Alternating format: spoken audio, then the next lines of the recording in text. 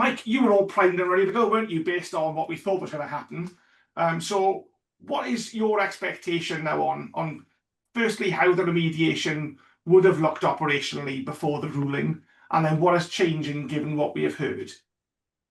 Thanks, Gary. So I think that probably the main change is around previously we were expecting a auto redress scheme that would cover DCA cases and potentially non-DCA cases, and that would be relatively straightforward in terms of describing a simple process that could be automated using technology to push through maybe 75–80% upwards of that population through a workflow system that completes the process steps from tracing through to redress through to contacting customers. For the populations outside of that, there would be some exceptions. So potentially where there's key data that's missing from the customer's file, collections activity might have taken place, vulnerability flags, deceased customers. Now those would go down a sort of a non-happy path, and you would need a more tailored and bespoke process that human resources would need to be working. So I think the main change that we can see is that the volume of cases that are in scope for that automated redress population is lower, but due to the issues that the Supreme Court has raised around unfair practices, it does mean there is now potentially a higher volume of cases that sit outside auto redress, and those case types are going to be more complex to review. We know through CMC behaviour with existing clients and providers that the CMCs will make it more complex. They will find additional complaint points to put into those cases that will need to be triaged and identified. And it's a more nuanced decision-making process. So the ultimate result of that is you would need sort of more experienced resources to be able to process that.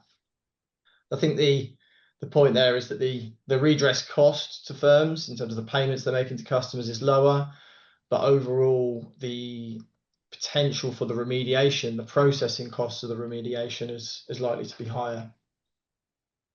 That's really helpful, Mike. Thank you. Now, since the ruling on the 3rd, we've seen some significant movement from a number of motor finance creditors to start engaging in procurement exercises ahead of the kind of complete clarity of scope and process from the FCA. And that seems to be based on a feel that getting access to the right type of resource may well be in very high demand and very difficult if everybody is trying to do it at the same time.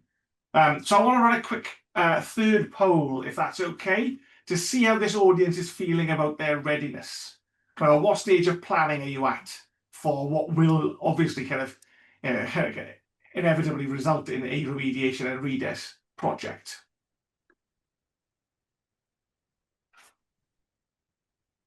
I do wonder whether we're going to get a similar split of opinions as we have done on the last two questions.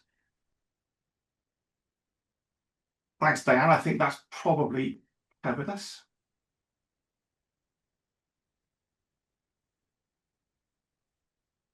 Interesting. So once we have had a large number of respondees on this one,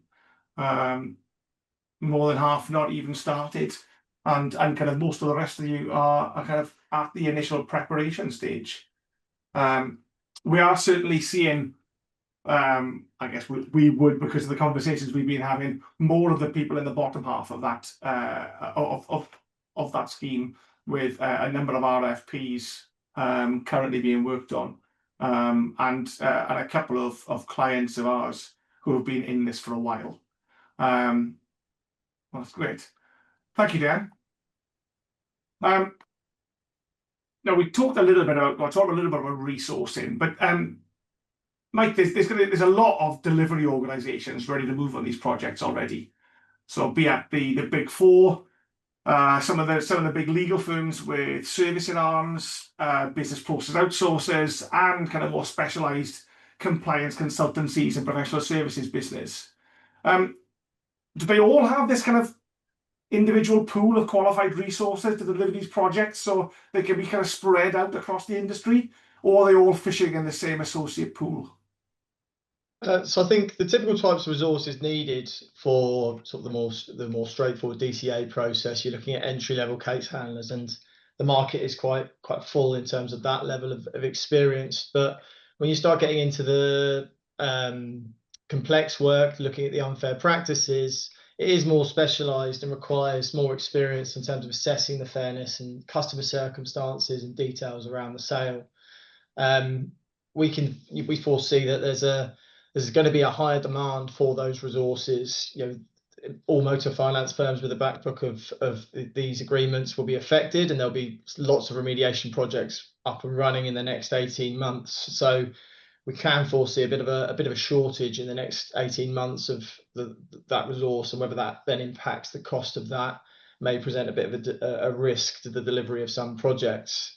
There's a couple of ways to mitigate that. So an alternative that we have available is an offshore solutions. We have a base in South Africa that has experienced resources available to be deployed at a reduced cost. Another strategy, firms that maybe haven't started preparation yet, is around taking a look at their policies and procedures and understanding the suitability of the detail behind it. Obviously, the detail behind the redress scheme is yet to be confirmed, but work can be done to bring some of those complaint handling practices up to date.